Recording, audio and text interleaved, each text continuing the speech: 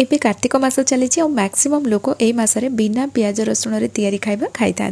आ सकाळु सकाळु जलखिया कौन बनइबे बोली भाबुचंती ताले ए सुपर टेस्टी बिना पियाज रसुण तैयारी ए आलू परोटा को थरे बनैकी देखंतु एते टेस्टी लागे एटा खाइबा पई आपण बिल्कुल भी जानि परिबेनी एथिरे पियाज पड़िनी कारण ए आलू परोटा खाइबा पई बहुत ही जबरदस्त टेस्ट लागे आपण जे पर्यंत तैयारी न करचंती जानि परिबेनी सतरे एटा केते टेस्टी लागे आलू परोटा तैयारी कला बेले जो मानकर स्टफिंग बाहर को बाहरी जाए से टेंशन टा एटी बिल्कुल भी रहबनी बहुत बढ़िया ट्रिक रे तैयारी करवा जो मैंने केबे रोसई भी करना ना से माने भी इजीली ए परोटा तैयारी करि परिबे आ भरी भरी आलू आपण इथरे देई परिबे ए सुपर टेस्टी आलू परोटा तैयारी करिया पई वीडियो को एंड जाय देखंतु वीडियो भल लागिले लाइक करिवे शेयर करिवे चैनल नुआ दिले सब्सक्राइब करनेबे फेसबुक पेज रे देखुतिले निश्चित भाव फॉलो करनियंतु चलंतु स्टार्ट करबे आज रेसिपी ए परोटा तैयारी करिया पई एटी मु गोटे कप आटा नै गली एथरे आमे 2 चम्मच बेसन पकै दबा परोटार टेस्ट बहुत बढ़िया आसीबो आपण माने केबे एमती बेसन पकै की तैयारी करिसंती ना मते निश्चय कमेंट सेक्शन रे जणेबे एबे आमे इतरे अल्प लुण पकईदबा आ सबू जिनस को हाथ में भल भाव मिक्स करनबा याकू एमती भल भाव मिक्स करने द्वारा बेसनटा ना बहुत बढ़िया से अटा सहित मिसीज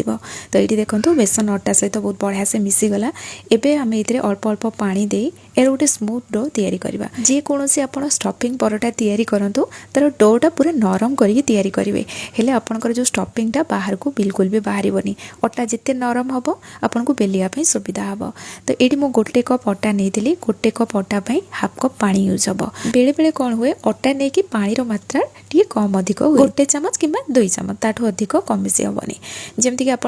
किणा अटा यूज कर घर तैयारी गहम पेसा अटा यूज कर डिपेंड करे आपंकर पानी केते यूज हम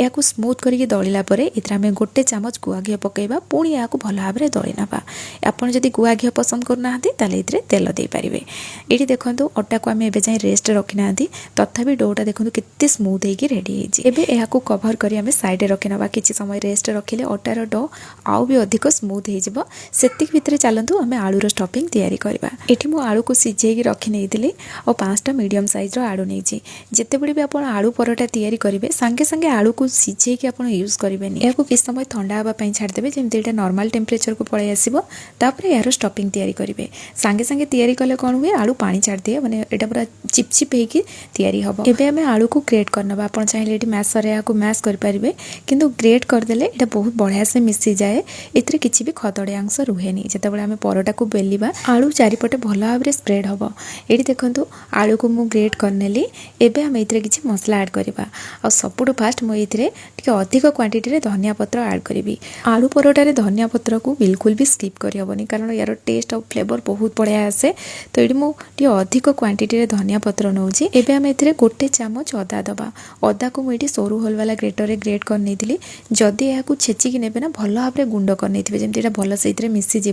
ना ग्रेट करने बहुत बढ़िया से मिसब एवं आम ये पान मधुरी गुंड ऐड करवा पान मधुरी को हल्का उषुम थी कड़े टिके रोस्ट करके गुंड करने सहजरे गुंड हो गोटे चामच कसूरी मेथी ऐड करवा या हाथ में क्रश कर या ड्राई रोस्ट करनी एमती खाली हाथ में क्रश करके ऐड कली एवं आम ये चिली फ्लेक्स ऐड करवा जदि चिली फ्लेक्स नॉर्मल लंका को हेमदस्तारे गुंड करके ऐड करेंगे गोटे चामच जीरा गुंड पकईवा जीरा को सांगे सांगे भाजी या जब गुंड कर पकईबे ना यार फ्लेवरटा बहुत बढ़िया आसो गोटे चामच धनिया गुंड पकईवा ये मु हाफ चामच गरम मसला गुंड पकाउछि आलू परोटा एकदम चटपटा होकर तैयारी हम जदि ये आम हाफ चामच चाट मसला ऐड करवा जदि घरे चाट मसला नथिबो एठी आपण आमचूर पाउडर पकई पारिबे आ लास्ट ना मु इथरे अल्प हेंगु पकईतली जोटा कि वीडियो रे मिस हो जाइछि आपण अल्प टिके हेंगु पकईबे फ्लेवर बहुत बढ़िया आसीबो सबु जिंस को भल भाव में मिक्स कला परे मु इथरु ना अल्प आलू बाहर करके रखिनेली पुओ राग खाई पारेनी एमती भी आम प्रथम चिली फ्लेक्स देते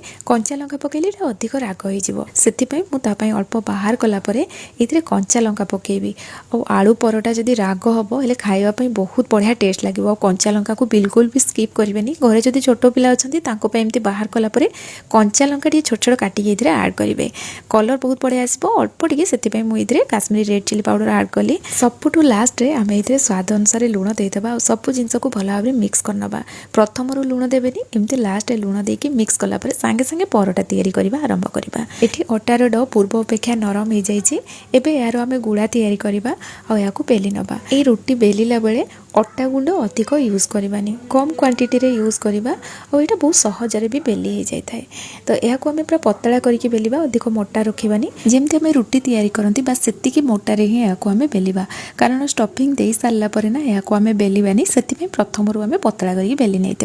एबे मैं इधर आलू देदेबा और आलू आपड़ जदि अधिक मात्रा दवाई चाहते देपारे कारण आलू बाहर को बाहरी जबार टेंशन ही ना आलू को आम ट्रायंगल शेप्रे चारिपटे स्प्रेड करनवा जमती मो वीडियो कर आपण मैंने देखिपे आलू को जिते स्प्रेड करेंगे हाथ में यहाँ चिपचिपे लगिपे जदि हाथ में अल्प टे तेल लगे ने ना यहाँ बिल्कुल भी हाथ में आउ लगे गोटे साइड रुटी को फोल्ड कलापर देखो से आम अल्प टे पानी लगे नवा जहाँफल अन्य पट साइड आणिकी आउे जिते लगेगा ना यहाँ भल भाव में सेट होमती तलपट साइड्रे अल्प टे मुझे पानी लगे नेली या नहीं सेट करनवा जिते बड़े यहाँ आम सेकिबा आलू बाहर को बिल्कुल भी बाहर यहाँ बहुत बढ़िया से सेट हो जाए उल्टेला आम ये अल्प कला जीरा पकेबा धला राशि देदेबा जहाँफल यार टेस्ट बहुत बढ़िया आसो अल्प धनिया पत्र को काटिक ऊपर मुझे पकई ये सब जिनस पकई सारापर हाल्का हाथ में यहाँ आम बेली नवा तो ये यहाँ प्रेस करी बेलिबेनी पूरा हाल्का हाथ में बेलिबे जमती सब जिनस बहुत बढ़िया से सेट हो किंबा हाथ में यहाँ प्रेस करी आप सेट करेंगे ये सब जिनस बहुत बढ़िया से सेट हो गला ये देखो आमर आलू परोटा रेडी हो गला बहुत सहज यहाँ तैयारी करवा आ जमती कहली आलू बाहर को बिल्कुल भी बाहर आप अधिक मात्रा आलू दे पारे ये सब परोटा को मुझे बेली नहीं एबे यहाँ आम सेकी नवा तावा गरम कर नहीं तावा ये भल भाव में गरम है मुझे गैस फ्लेम मीडियम रखी ये परोटा को सेकी नेली ये परोटार कण गुड़ा पूरा लंबा होगी रही से आम कौन करवा कण गुड़ा को मझी पर्सन रखी टी प्रेस करी सेकी नवा ना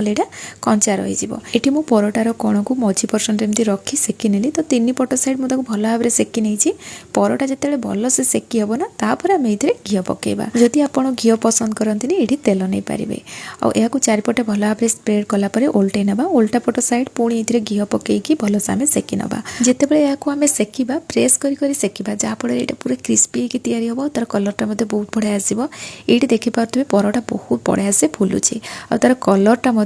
बहुत बढ़िया आसी तो ये देखो आम गोटे परोटा रेडी हो गला ये उपाय मुझे सब परोटा को सेकी नहीं आ सब परोटा ना बहुत बढ़िया से फुलुला आपण मैंने देखिले प्रोसेस कितने सहज यहाँ तैयारी करवा आगुरी आपण मान सहित आलू परोटा पनीर परोटा पियाज परोटार रेसिपी शेयर करछि जदि आपण एमती स्टफिंग परोटा तैयारी करूछंती आ तैयारी कला बेले आपन को किछि असुविधा होउछि आपण से सब परोटा रेसिपी देखंतु किछि ना किछि आपन को हेल्प हे जिवो आ एठी देखंतु आ गोटे परोटा मध्ये रेडी हे गला बहुत बढ़िया से परोटा भी फुलिथिला ए बळे उपाय मु सब परोटा को तैयारी करनीथिली परोटा देखिया पई जति सुंदर लागुथिला ताटू अधिक खाया पई टेस्ट लागुथिला या को मु दही सहित सर्व करथिली आपण आचार सहित भी सर्व कर परिबे एठी देखंतु सुपर टेस्टी बिना प्याज रसुण रे तैयारी हेतिबा आलू परोटा रेडी हे गला बहुत ही जबरदस्त टेस्ट लगे आप निश्चय ट्राए करंतु आज रेसिपी केमती लागला निश्चय कमेंट सेक्शन रे जणाइबे पुणी आसीबे नुआ रेसिपी नेकी सेति पर्यंत रहूची धन्यवाद।